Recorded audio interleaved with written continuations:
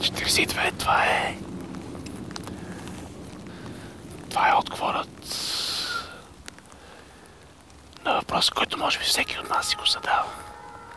А по-точно, какъв е смисъла на живота, Вселената и всичко останало? Аз след